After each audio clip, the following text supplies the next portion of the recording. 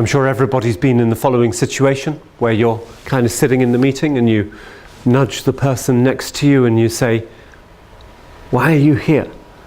And they say, "I don't know, I was invited." Okay. Then you nudge them again and you say, "What's this about?" And they say, "I don't know, shut up, otherwise we'll miss it." Yeah? These questions are the unspoken questions that every audience member, and now not just audience member in presentations, but in meetings as well, every audience member has these questions in their mind, at least 1, 2, and 3, and maybe number 4 if they don't know you. Yeah? So let's begin with the easiest one first. Who are you? Yeah? That obviously needs to be answered within seconds of beginning if you don't know the people in the room. But the most important ones are these. Audiences have these questions which they do not speak out loud. So they don't put up their arm and say, "Excuse me, why am I here?" Because that's impolite. Yeah? They do have the right to ask this question, and the world would be a better place if they did ask this question. There would be a lot less useless meetings. Yeah? Why am I here? What's in it for me? What value do I take out of this presentation? Yeah? A tough question. And what do I need to do as a result of this presentation? So, the recommendation is that as the owner of a meeting, as a presenter, you are answering these questions within the first 30 seconds to 1 minute of your presentation. Before you begin with the slides, in your introduction, you're answering these questions because they're the unspoken questions, they are the most important, so let's put them on the table up front. About 6 weeks ago, I was very lucky to see this in action. A gentleman came into the room. He said, "Gentlemen, ladies, why are you here?" "Well, I'm very sorry to have to tell you that the reason that you are here is because this meeting is a box-ticking exercise. You have to be here for compliance reasons.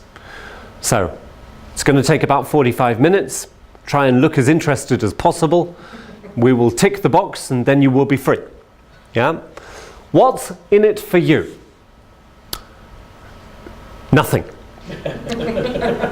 I'm sure some of you will be very interested, but if I have to be honest about this question, there's nothing in it for you. No take-home value at all, apart from extra knowledge.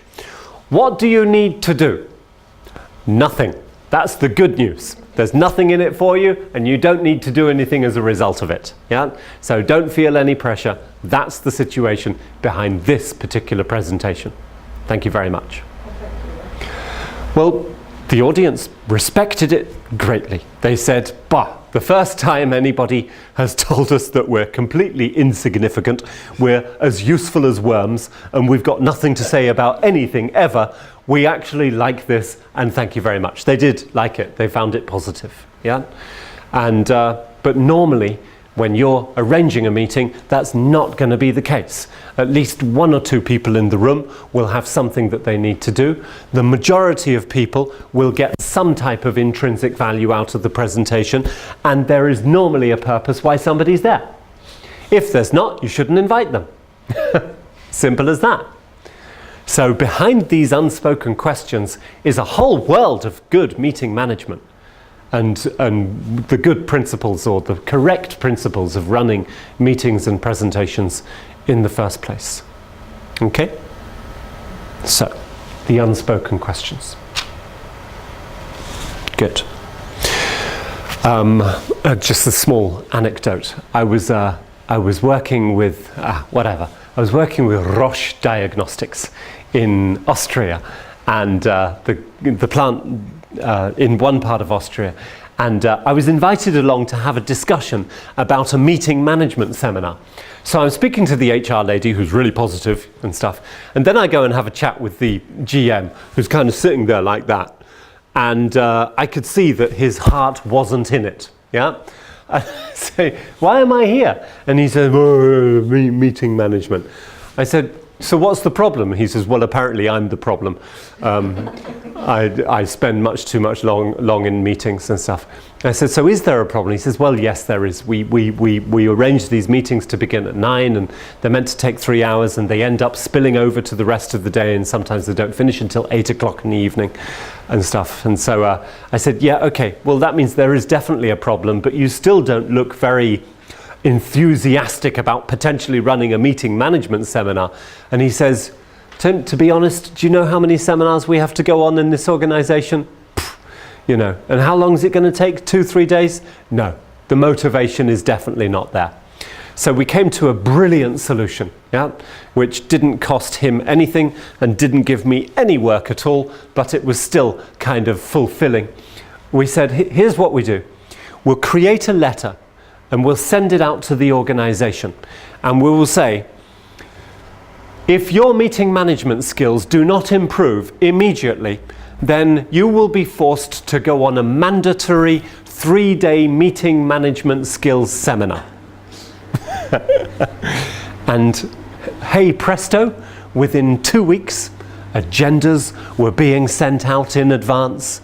The correct people were being invited. There were lovely emails that started, Jack, you don't need to read this mail, but if you do, please have a look at slide 21. And the whole culture changed overnight because nobody wanted to go on 3 days of meeting management skills, even though it was with me. They didn't know me, so they probably would have changed their mind had they known. But a relatively simple solution to quite an age-old problem. Okay, good. Okay, so this will be one of the flip charts that you are just about to present. Okay, as the next Touch Turn Talk exercise.